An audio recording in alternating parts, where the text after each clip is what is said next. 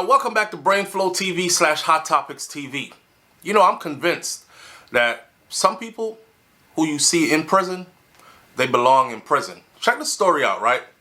It says a Philadelphia man who was exonerated and given $4.1 million in a settlement after serving 24 years in prison for a murder conviction that was dropped, that they claim he did not commit. Guess what? Homie is headed back to prison for a separate killing.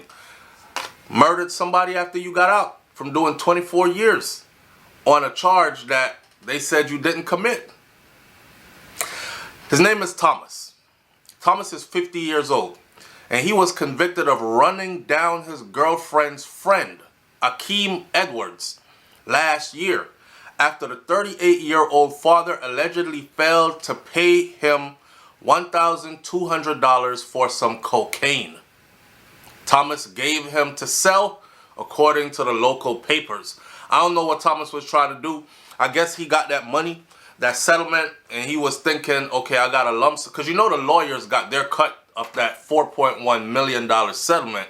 So let's say he is left with about $3 million, right? After taxes and whatnot, $2 million, 2.5. He's probably figuring out, or probably even less than that, he's probably figuring out how to flip this money and make this money back into millions and millions of dollars. He goes to what he thinks he knows best. Bruh, man, this is not 25 years ago. It's a whole different world out here today. The streets ain't the streets no more. Okay? And surveillance is at an all-time high. Technology, if you haven't noticed after doing 25 years in, did you not walk out of prison and see all the strange stuff around you? Do the phones even look the way the phones looked 25 years ago? So the judge at the plea hearing appeared nearly stunned by the facts of the case that a multi-millionaire who spent nearly half his life in prison would risk going right back over a comparably measly ass amount of cash. It's crazy. Yes, Your Honor, he replied. Now, in addition to the murder charge, Thomas pled guilty to conspiracy, guilty to illegal possession of a gun, and other crimes. Edwards, the person he killed, Edwards' family members told news media that they hope that his killer gets sent back to prison for the rest of his life at his sentencing schedule for February. Now, I'm not going to get into anybody's business, and I'm not trying to promote criminality. But in the world of drug dealing, you take somebody's dope. It's called running off on the plug. You run off with the plug's dope. Expect for there to be problems. And we all know, whether you sold dope before or never sold dope, we all know that once you get in that world, it's kill or be killed. You got to look out. That's why I never got involved in it. You can make a lot of money doing it, but then you got to look out for the police, both good police and crooked police. Then you got to look out for the robbers, those who stick up only drug dealers. Then you got to look out for the people you serve, the fiends, the crackheads, who will tell the dope boys or the stick-up boys where you're at with the stash, just so they could get some more for themselves.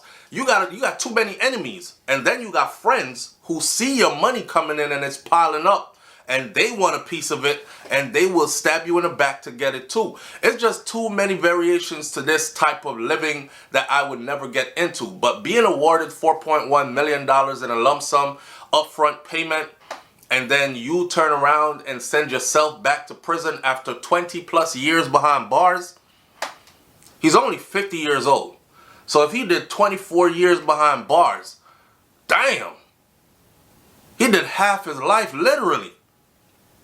Thomas, who was headed back to prison, he had already been sentenced to life in prison once when he was just 20 years old, before his conviction was overturned. At this time, a jury convicted him for second-degree murder in a 1990 shooting death of a North Philadelphia businessman in a robbery that was gone wrong, according to local publications at the time. I bet now everybody is saying he did it. He did it. And karma spun the block on his ass. He did it. And he was supposed to be in prison for the rest of his life. But he slipped through the cracks and somehow got out. But karma was not sleeping, so karma came back. And I'm sorry that it had to be somebody else's life in order to put him away for the first. You see the maths that I'm working with?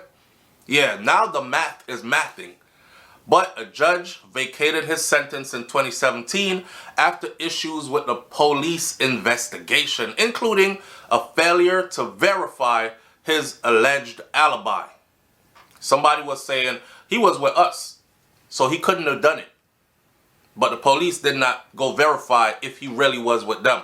They just took it as he lying, he wasn't there, and you know, those people are still standing on business for him saying he was with us. So I don't know why they took him. And it took that long for them to say, you know what, he had a verifiable alibi. Why did y'all lock him up? Now, they didn't verify his alibi. His interrogation tactics that they used involved alleged co-conspirators were unearthed, and the Pennsylvania Innocence Project helped to secure his freedom. Shout out to the Innocence Project. I tell a lot of people all the time that not everybody you see in prison is guilty. And if you don't believe that, go watch the Innocence Project work. Because there are a lot of people who look like they're guilty, but they are absolutely not guilty. That's one of my biggest fears. Having to do a whole lot of time in prison for something I absolutely did not do. Could you imagine getting sentenced to 25 years in prison on some mistaken identity stuff, on some false allegation stuff, and you in here just doing them years, year 1, year 2, year 3. Somebody ask you at year 5, how long you got to go, convict? And you like, I got 20 more. Now, if I did the crime, I expect to do the time. You know, because I'm a law-abiding, tax-paying citizen.